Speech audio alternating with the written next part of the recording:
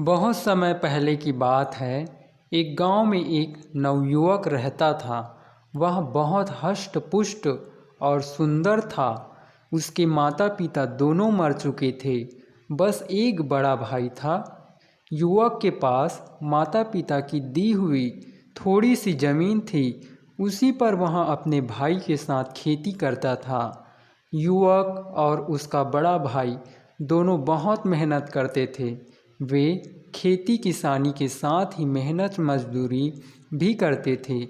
लेकिन इतना सब करने के बाद भी दोनों का गुजर बसर बहुत कठिनाई से होता था। एक बार युवक गांव के जमींदार के खेतों में पानी दे रहा था। सुबह का समय था। जमींदार के खेत गांव के बाहर थे और खेतों के पास एक बड़ा सा मैदान था। मेलों और त्योहारों के समय गांव के लोग इसी मैदान में एकत्रित होते थे। कभी कभी इस मैदान में बंजारे भी आ जाते थे और अपने डेरे लगा लेते थे। बंजारे कुछ दिन गांव में रुकते और फिर आगे बढ़ जाते थे। जमींदार के खेतों में एक बड़ा कुआं था। युवक कुएं से पानी खींचता और पास की नाली में डाल देता। नाली खेतों के बीच से होकर गुजरती थी, अतः पानी खेतों में पहुंच जाता था। युवक पूरे तन मन से काम कर रहा था। अचानक उसे लगा कि कोई उसके पास खड़ा है। युवक ने पीछे मुड़कर देखा। उसके सामने एक बंजारन हाथ में मटका लिए खड़ी थी। युवक ने बंजारन को देखा तो देखता ही रह गया। बंजारन 15-16 वर्ष की थी और बहुत सुंदर थी। युवक ने आज तक कभी इतनी सुंदर लड़की नहीं देखी थी। बंजारन युवक को बड़ी देर से देख रही थी। उसने अपने जीवन में इतना हष्ट पुष्ट और सुंदर युवक कभी नहीं देखा था। बंजारन युवक के पास पानी लेने आई थी, लेकिन वह उस पर इतनी मुग्ध हो गई कि पानी मांगना भूल गई थी और उसे एकटक देखे जा रही थी। युवक ने बंजारन को अपनी ओर प्यार भरी नज़रों से एकटक घूरते हुए देखा तो घबरा गया। उसके हाथ से रस्सी छूट गई और बाल्टी सहित कुएं में जा गिरी। बंजारन ने युवक की यह स्थिति देखी तो खिलखिलाकर हंस पड़ी। उसने युवक से कोई बात नहीं की और दौड़ती हुई अपने डेरे में आ गई। उसने डेरे से एक पतली रस्सी और कांटा उठाया और युवक के पास वापस आ गई। युवक अब अपने पर पूरी तरह नियंत्रण कर चुका था। वह मुस्कुरा रहा था और बंजारन को बड़े प्यार से देख रहा था। बंजारन ने कांटा कुएं के भीतर डाला और कुछ ही क्षणों में रस्सी और बाल्टी बाहर निकाल दी। युवक बंजारन की आंखों की भाषा समझ चुका था। उसने बंजारन का घड़ा भरा और बिना कोई बात किए रस्सी बाल्टी लेकर अपने घर आ गया। युवक को रात भर नींद नहीं आई। वह सारी रात आंखें बंद किए बंजारन के बारे में सोचता रहा। बंजारन बहुत सुंदर थी। अगले दिन प्रातःकाल युवक पुनः जमींदार के खेतों में पानी देने के लिए कुएं पर आ पहुंचा। उसकी आंखें अलसाई हुई थी और आज उनमें पहले जैसी ताजगी नहीं थी। युवक ने कुएं पर पहुंचकर अभी तक एक बाल्टी पानी भरा था कि बंजारन पुनः आ गई। ऐसा लगता था कि वह अपने डेरे के पास खड़ी उसी की राह देख रही थी। दोनों ने एक दूसरे को देखा और आंखों ही आंखों में बहुत सी बातें हो गई। युवक के मन की बात जानने के बाद बंजारन उसे अपने डेरे में ले आई और उसे अपने बापू से मिलाया। बंजारन का बापू बहुत लालची आदमी था। उसे जब यह मालूम हुआ कि युवक एक गरीब किसान है तो उसने उसके साथ बंजारन का विवाह करने से साफ मना कर दिया। लेकिन बंजारन की मां के बहुत समझाने पर वह इस शर्त पर अपनी बेटी का विवाह करने के लिए तैयार हुआ कि ग्रामीण युवक उसे 500 चांदी के सिक्के लाकर देगा। बंजारन के बापू ने युवक से साफ साफ कह दिया कि 5 माह बाद नवदुर्गा की अष्टमी के दिन कामाख्या मंदिर में वहाँ बकरी की बलि चढ़ाएगा। इस दिन तक यदि उसे चांदी के सिक्के मिल जाएंगे तो वह कामाख्या मंदिर में ही अपनी बेटी का विवाह कर देगा, और यदि युवक चांदी के सिक्के नहीं ला सका तो वह अपनी बेटी किसी और को सौंप देगा। युवक ने बंजारन के बापू की शर्त मान ली। वह शरीर से हष्ट पुष्ट और मजबूत होने के साथ ही बड़ा साहसी भी था। उसे विश्वास था कि वह किसी तरह मेहनत मजदूरी करके चांदी के 500 सिक्के इकट्ठे कर लेगा। बंजारे 3 दिन गांव में रुककर चले गए। उनके साथ बंजारन भी चली गई। ग्रामीण युवक अपनी बंजारन को जाते हुए देखता रहा। बंजारन भी उसे बार बार मुड़कर देख रही थी। बंजारन के जाने के बाद युवक अपने घर आ गया। उसे 5 महीने में 500 चांदी के सिक्के कमाने थे। युवक ने बहुत सोच विचार किया। इतना धन उसे केवल जमींदार ही दे सकता था। अगले दिन युवक जमींदार की हवेली पहुंचा और उसने जमींदार को अपनी समस्या बताई। जमींदार ने उसकी बात बड़े ध्यान से सुनी। वह युवक को 100 सिक्के प्रति माह इस शर्त पर देने के लिए तैयार हो गया कि वह दिन रात जमींदार का काम करेगा, और सभी तरह के काम कर युवक ने जमींदार की बात मान ली और जमींदार की सेवा में लग गया। युवक बहुत मेहनती था। वह दिन भर जमींदार के खेतों में काम करता और रात को जमींदार की हवेली में आ जाता, और जमींदार उसे जो भी काम देता वह करता। दिन रात मेहनत करने के बाद युवक बीमार भी पड़ा, किंतु उसने बीमारी में भी जमींदार के सभी कार्य किए। धीरे धीरे 1 महीना हो गया। युवक अपने चांदी के 100 सिक्के लेने जमींदार के पास पहुंचा, लेकिन जमींदार ने चांदी के सिक्के देने से इनकार कर दिया। उसने युवक से साफ कह दिया कि उसकी इस तरह की कोई बात उसके साथ नहीं हुई थी। युवक को क्रोध आ गया। उसने जमींदार को बहुत बुरा भला कहा और उसे उठाकर पत्थर की एक चट्टान पर पटक दिया। इससे जमींदार का सिर फट गया और वह मर गया। इसी समय जमींदार के घर वाले और उसके नौकर चाकर आ गए, लेकिन इसके पहले कि वह युवक को पकड़ पाते वह भाग निकला। जमींदार के नौकरों ने उसका पीछा किया, किंतु वे युवक को पकड़ नहीं सके और खाली हाथ वापस आ गए।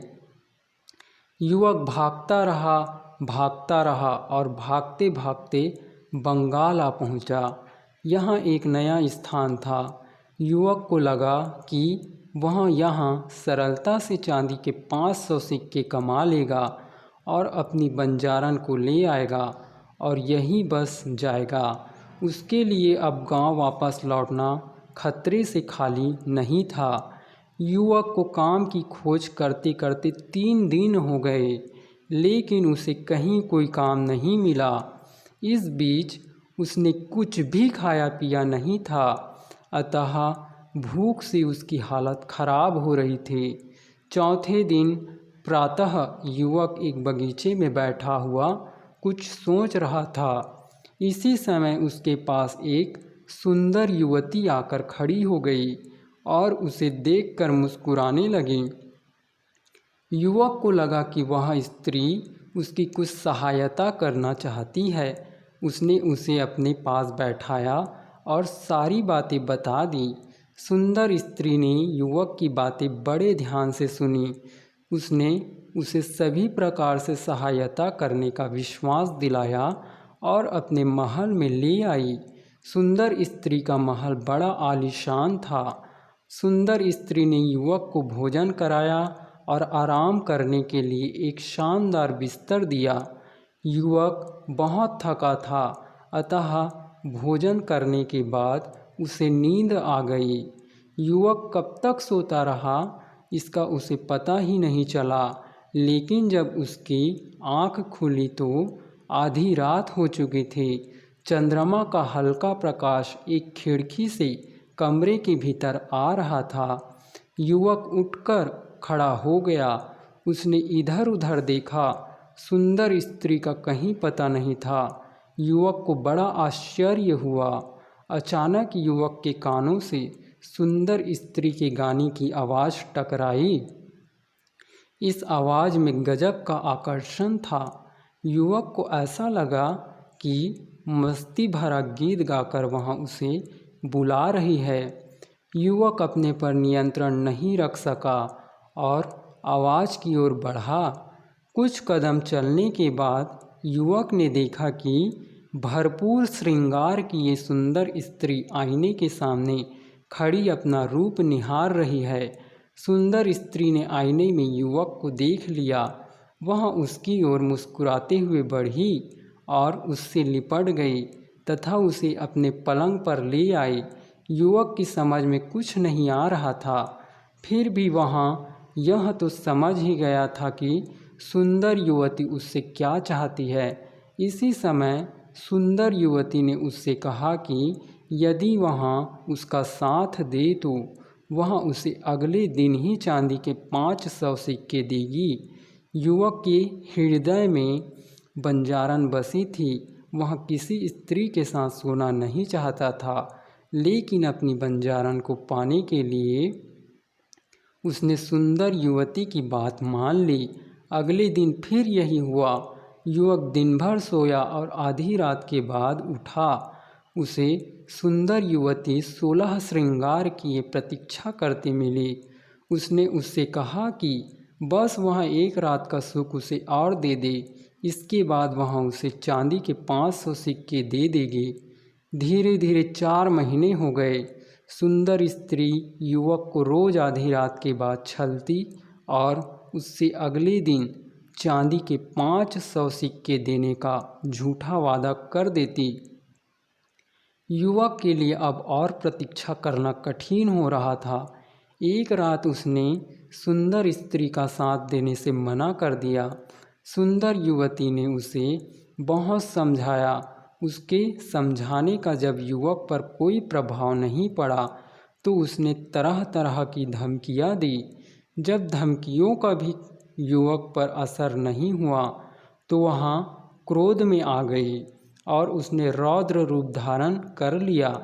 वास्तव में सुंदर युवती एक जादूगरनी थी।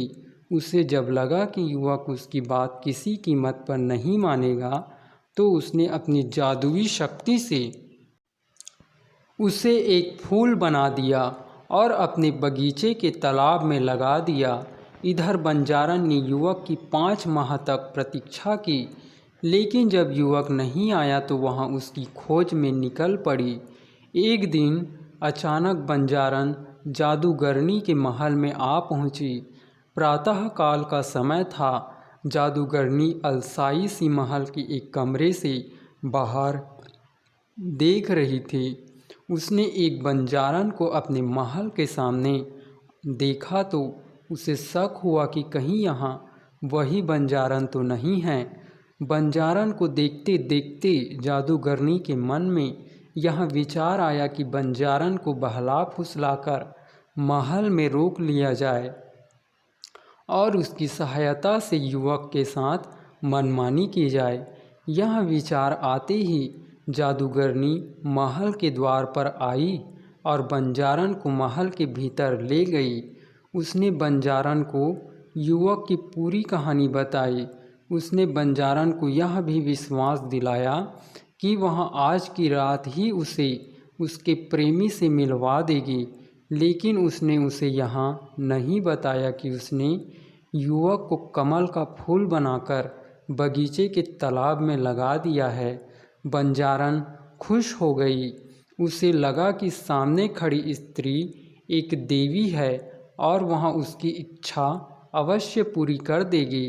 जादूगरनी ने बंजारन से दिन भर अच्छी अच्छी बातें की और उसके प्रेमी युवक की बहुत प्रशंसा की।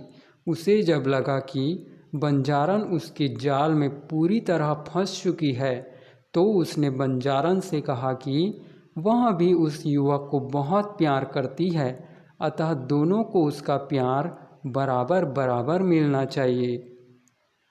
बंजारन को जादूगरनी से ऐसी आशा नहीं थी। वह सब कुछ बांट सकती थी लेकिन अपना प्यार नहीं बांट सकती थी। वह अपना प्यार पाने के लिए ही अपना घर बार छोड़कर आई थी। जादूगरनी ने बंजारन को समझाने का बहुत प्रयास किया किंतु बंजारन नहीं मानी और भड़क उठी। जादूगरनी को भी क्रोध आ गया। उसने अपने जादू से बंजारन को एक कीड़ा बना दिया। बंजारन को सब समझते देर नहीं लगी लेकिन अब बहुत देर हो चुकी थी। फिर भी वह खिड़की के रास्ते महल के बाहर आ गई। इसी समय कीड़ा बनी बंजारन के कानों से उसके प्रेमी युवक की आवाज़ टकराई। यह आवाज़ उसे अपने पास बुला रही थी। बंजारन ने इधर उधर देखा। यह आवाज़ महल के तालाब में खिल रहे एक कमल से आ रही थी। बंजारन की समझ में सब आ गया। जादूगरनी ने उसके प्रेमी को कमल बना दिया था। वह तेजी से कमल के पास पहुंची और उसमें समा गई। इसी समय खिला हुआ कमल बंद हो गया। जादूगरनी बहुत क्रोध में थी। वह कीड़ा बनी बंजारन को ढूंढते ढूंढते बगीचे के तालाब तक आ गई लेकिन उसे वहाँ नहीं मिली। इसी समय कमल मुरझाया और अपने भीतर कीड़ा बनी बंजारन को लिए हुए पानी में समा गया।